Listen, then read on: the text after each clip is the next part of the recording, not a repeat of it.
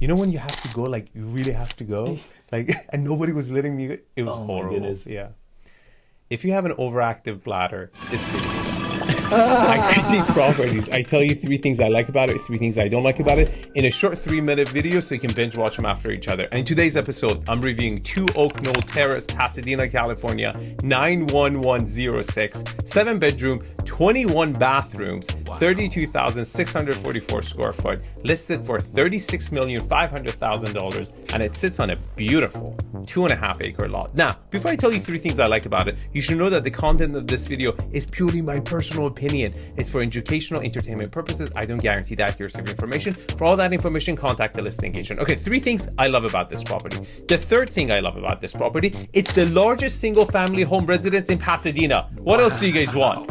You wanted Pasadena, I give you Pasadena. 32,644 square foot, 2.5-acre flat. Damn. It's amazing. I mean, this, talking about lot utilization. Yeah. I mean, this property just laughs and stares at you. The word lot utilization is like, what are you talking about, you know? The second thing I love about this property is architecturally, it's beautiful. Now, you guys are gonna get offended by this because everyone gets offended so easily. This property is colonial at its finest. And it makes me feel like I wish I was a colonialist. And that's weird and strange.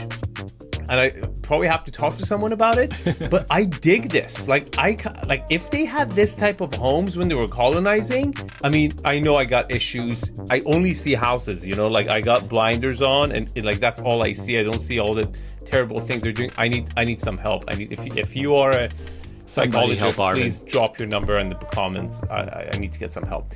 But this colonial style is perfection. I mean, this is when I dream about properties of my like forever home. This comes to my mind. This is the vision I have. I'm absolutely a sucker for this style.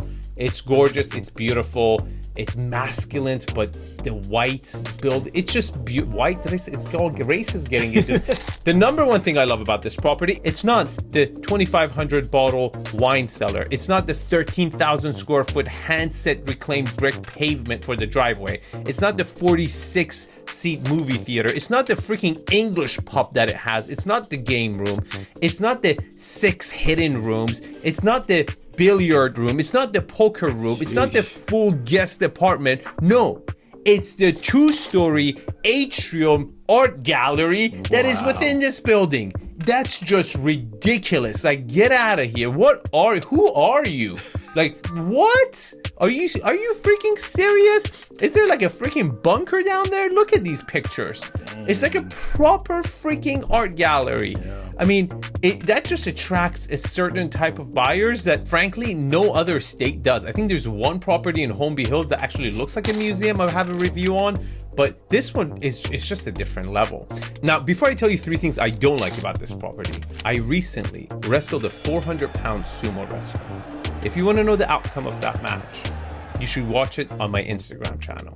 3 things I don't like about this property. The third thing I don't like about this property is low ceilings, and there's nothing you can do about it. I mean, what are you gonna do? Are you gonna tear this down? Maybe there's a foot you can add, but that's it. You're not gonna get the big volumes over here, okay? And it's sad because if you try to touch the facade of this building, I will kick your ass myself, okay? I'm not okay with it. You just have to live in it. Like, you should buy this house if you're only 5'6" and lower, okay? And that should be fine for you. If you're above 5'6", 5'7", this house is not for you. The second thing I don't like about this property is the very, very traditional layout. Look at the front door. You open up, there's another front door. Like, what the hell? When was this even in? This house was built 100 years ago. So what the layout of a property was supposed to create is completely irrelevant today. Such a buzzkill. Like, you walk to this freaking property and there's like a tease. It's like you open up, you're like, let me give it to me, baby, give it to me. And you're like, oh, what, there's another door? Are you freaking kidding me? Okay, the number one thing I don't like about this property is its price. $35 million is definitely steep for this property, and it's a very, very difficult property to price. This needs a professional. You can contact the listing agent if you think he can price it with you. He will tell you exactly how much you should pay. And if you want me to help you pricing this property. I would love to be a resource to you. I think the price strategy with this property is very unique. It requires a long time span of how you show interest when you put an offer and how you pursue it to get a good deal. And if you're interested, hit me up over here. And if you like this video, you can watch some of my other videos. Hit up zipsmart.ai and tell me in the comments how much you think this property is worth. Thanks for watching, and I will see you guys in the next video. Get out of here.